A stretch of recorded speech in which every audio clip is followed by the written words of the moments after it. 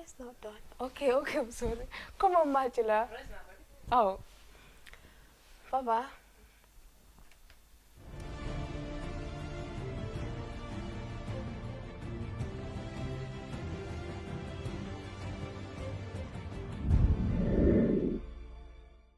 Welcome back to my channel. It's Rene Marcus. Thank you so very much for tuning in. And if you're new to my channel, please do me that favor and press that subscribe button. Don't forget to like, share, and subscribe. Join the Rene's family, and also don't forget to click that notification bell so that you'll be the first to see my uploaded videos. So today it's all about good to know Gambia. Good to know Gambia, good to know Gambia. I just think it's about that time, you know. We're ready to pack our stuff and just move, you know. Some just want to go on holiday. Some are still confused. Is Gambia the best place for us to go? We still have questions that need answers. Well, I hope I'm answering these questions, and if I'm not, please comment down below and tell me what I'm missing, or send me an email at teamrenemarcus@gmail.com, and I'll be more than happy to reply back and help you answer some of those questions. And if you're wondering where's my email address, it's in the description box. You can also follow me on Instagram. It's in the description box. I do have a Facebook account, but I really do not use it. But you can also feel free to follow me on Facebook as well.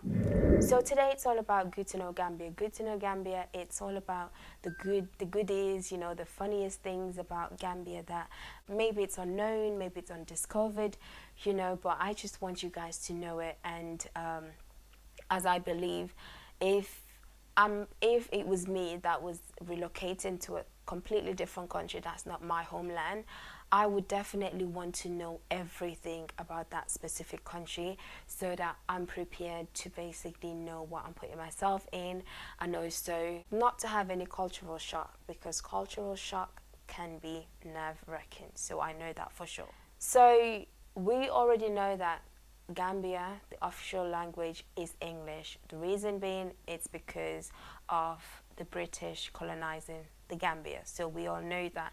So as young children, we are being taught English in a very early age to help us with our communication.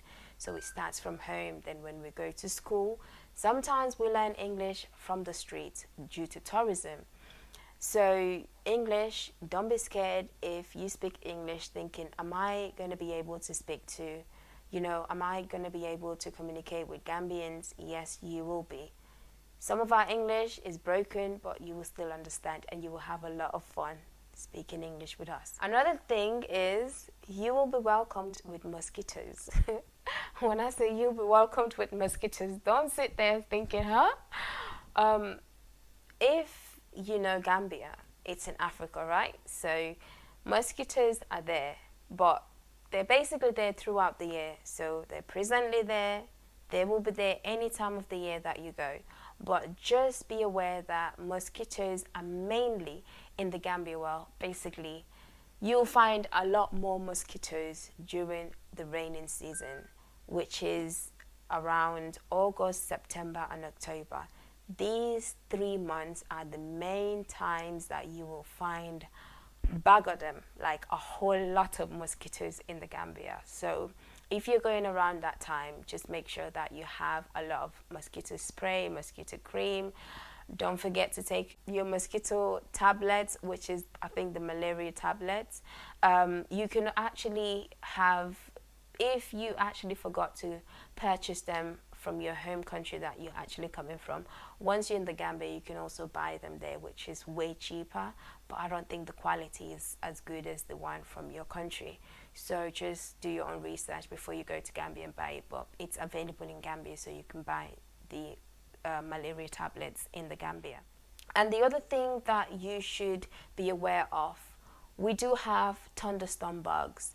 So these thunderstorm bugs, they actually look like mosquitoes, but they bite, and when they bite, it gets so itchy. Guys, I'm looking this way because I've got my notes here, and I've also got my laptop. I've got some notes there as well. So these thunderstorm bugs, they bite, and when they bite, it hurts, it itch, but that is it. Like, it's not dangerous at all. So don't sit there panicking because you got bitten by a thunderstorm bug.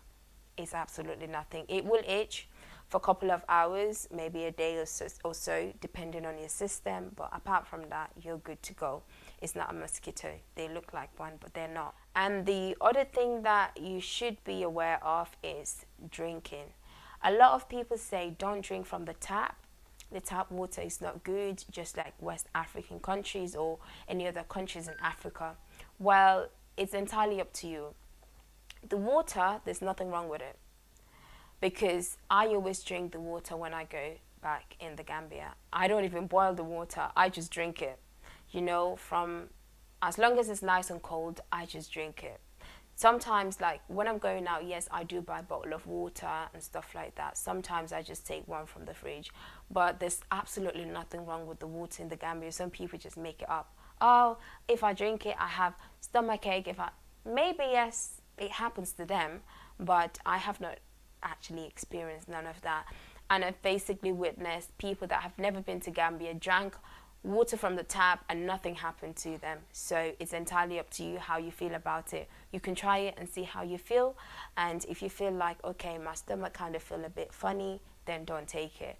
But I'm just saying, people do want, like, travelers don't drink the water from the tap, but I'm saying to you there's nothing wrong with it. But to be on the safe side, try a little bit, because it's basically gonna save you money as well if you're actually drinking from the tap. So that's another advice that I'll give you. So it's entirely up to you to go with the water from the tap, or you can buy the bottle. It doesn't cost you much as well, but it can also save you some dollars. So yeah, I did mention this on my previous video, the reason why we call the Gambia the smiling coast of Africa. The reason being is because we have some very proud locals in the Gambia who, when they see you, they know straight away you're a tourist, or you're a visitor, or you're new in the country, and they will know straight away that you actually have not experienced some of the culture. So these people will be these people are like more than proud enough to actually show you around the Gambia. So it's worth it when you come across them and they want to show you around the Gambia. Just be careful, you know, don't just let your guards down. Just make sure that they are honest, you know, they mean what they say, and also people know where you're going at all times. So if anything happens, people know where to find you. These are the reason why we call the Gambia the smiling coast of Africa, because they're so proud of their culture. They're so proud of showing you guys what Gambia has to offer you.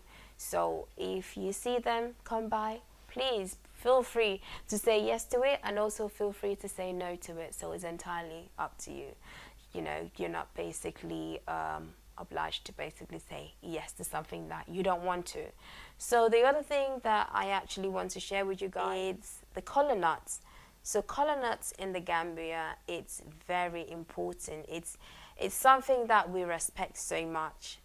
I'm not sure whether you've heard of kola nuts before, but this is kola nuts. So if you have not seen them before, if you're in the Gambia, try them out. I don't think they do have taste, but I say they don't have taste because it's just bitter. But some people will basically say bitter, which means it has taste.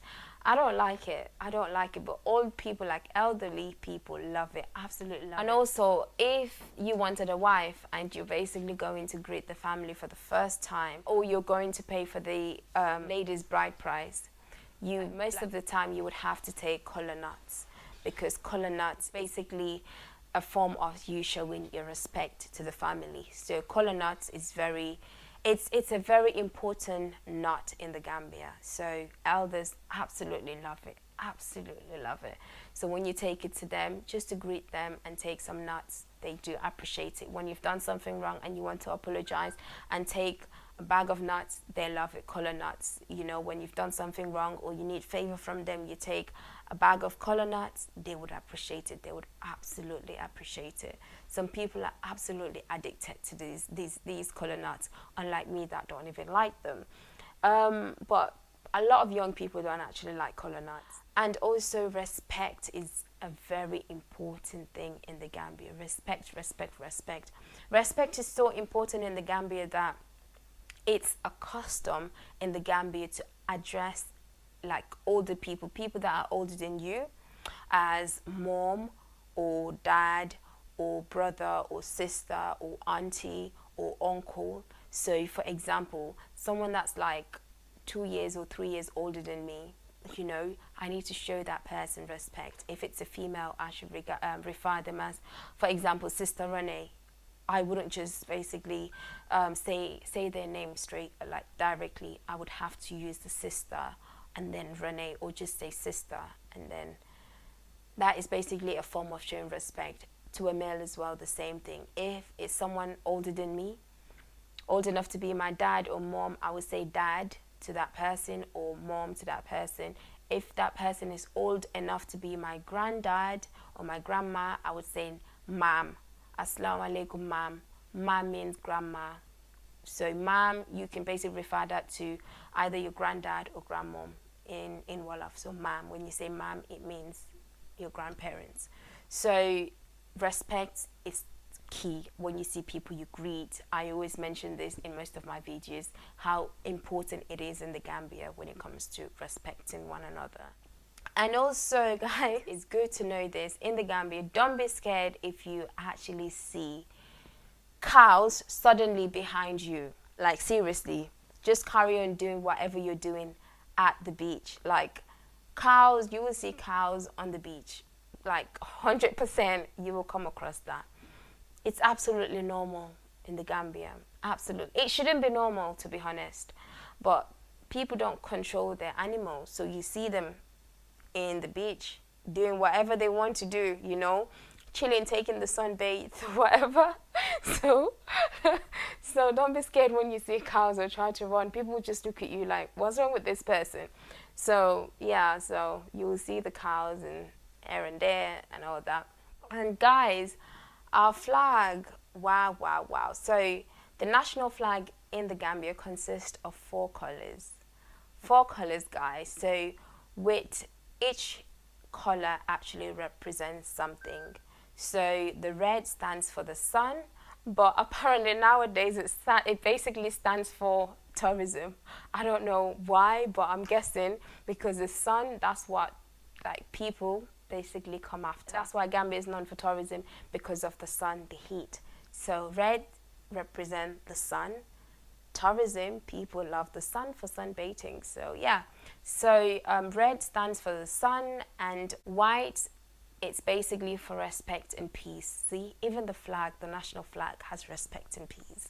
This is how important respect is in the Gambia. So white basically represent respect and peace.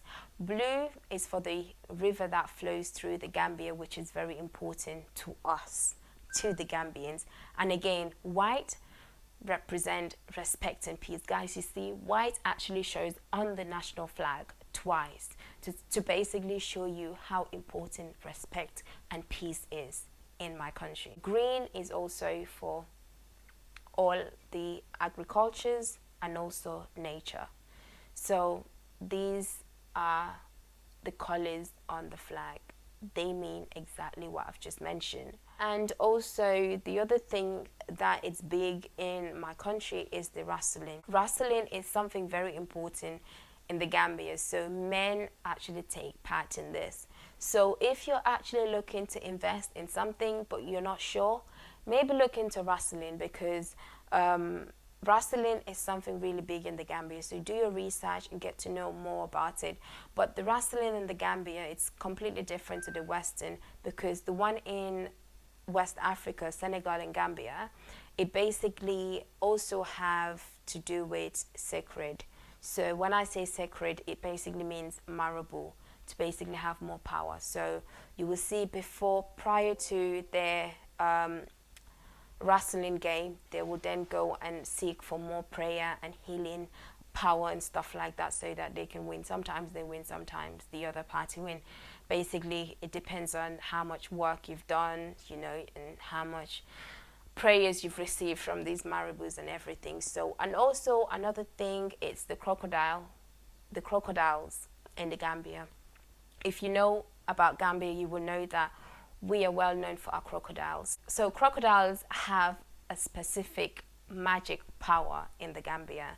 So a lot of women, for example, when they are infertile and they want to have children, they go to marabouts, and most of the time these sacred places send these women to crocodile ponds to wash themselves in order to be fertile. So apparently after they wash themselves in these ponds, they then become fertile to actually have kids. So if you know Kachikali, you will know the history behind Kachikali. It's a sacred pool that has crocodiles. If you want to have children, you actually go there. They get the water from the pond. You have shower with it, pray, say whatever you want.